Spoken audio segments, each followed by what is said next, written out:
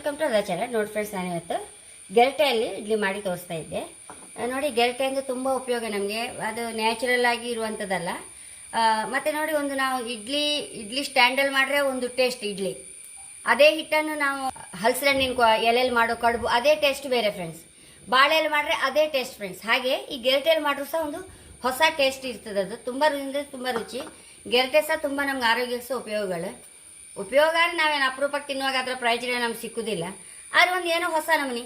ಮಕ್ಕಳಂತೂ ಮನೆಯಲ್ಲಿ ಮಕ್ಕಳಿದ್ರೆ ಅಂತೂ ಅಮ್ಮ ಏನೋ ಹೊಸ ನಮ್ಗೆ ಇಡ್ಲಿ ಮಾಡ್ತಾ ಇದ್ದಾಳೆ, ಅವಕ್ಕೂ ಪಾಪ ನೋಡೋಕ್ಕೂ ಸಹ ಒಂದು ಖುಷಿ. ಅದು ಹಾಗೆ ಒಂದು ಇವತ್ತು ಗೆರಟೆ ಇಡ್ಲಿ ಮಾಡಿ ತೋರಿಸ್ತಾ ಇದ್ದೆ ಫ್ರೆಂಡ್ಸ್. ನೋಡಿ, ಇಲ್ಲಿ ಇಡ್ಲಿ ಹಾಕಿ ಇಟ್ಕೊಂಡಿದೆ. ನೋಡಿ ಫ್ರೆಂಡ್ಸ್, ಇಡ್ಲಿ ಹಾಕಿ ಇಟ್ಕೊಂಡಿದೆ. ಇದು ಫ್ರೆಂಡ್ಸ್, ಚೂರು ತುಪ್ಪ ಅಂತ ಹಚ್ಕೊಂಬ. ತುಪ್ಪ ಹಚ್ಚಿದಿದ್ರು ಆಗುತ್ತಲ್ಲ, ಹಾಕಿ ಬಿಡುತ್ತೆ. ನಾ ಸುಮ್ಮನೆ ಹಚ್ಚಿಬಿಟ್ರೆ ಪಟ್ಟ ಬಿಸಿ ಇರುವಾಗಲೇ ಬಂದು ಬಿಡುತ್ತೆ ಹೇಳಿ ಹಚ್ಚಿ ತೋರಿಸೋದು.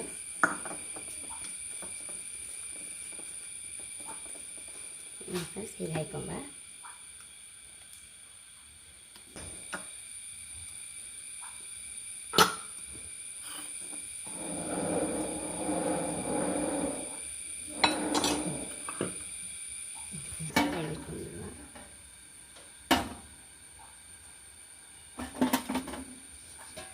ಮುಚ್ಚಿಬಿಡುವ ಫ್ರೆಂಡ್ಸ್.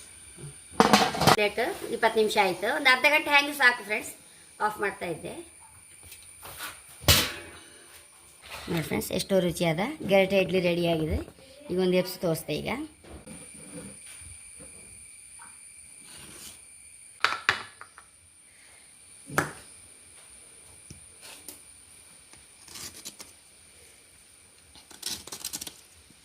ಹೈ ಕ್ಲಾಸ್ ಗೆರಟೆ ಇಡ್ಲಿ ರೆಡಿಯಾಗಿದೆ. ಇದೊಂಥರ ಬೇರೆ, ನಾವು ಮುಟ್ಟುವಾಗಲೇ ನೋಡಿ ಸಾಫ್ಟ್ ಈಗ ಒಳ್ಳೆ ಸಾಫ್ಟ್ ಆಗ್ತದೆ ಇದರಲ್ಲಿ ಮಾಡಿದರೆ. ಏನೋ ಒಂದು ಟೇಸ್ಟ್ ಸಹ ಬೇರೆ ಫ್ರೆಂಡ್ಸ್. ಹಾಗೆ ಹೇಳೋಕ್ಕೆ ಇಷ್ಟಪಡ್ತೇನೆ. ಮಕ್ಕಳಿಗಂತೂ ತುಂಬ ಏನೋ ಒಂಥರ ಎಂಜಾಯ್ ಮಾಡ್ತಾರೆ. ಈ ಥರ ಏನಾದ್ರು ಮಾಡಿದ್ರೆ ಮಕ್ಕಳಿಗೆ ಸಹ ಖುಷಿ ಆಗ್ತದೆ.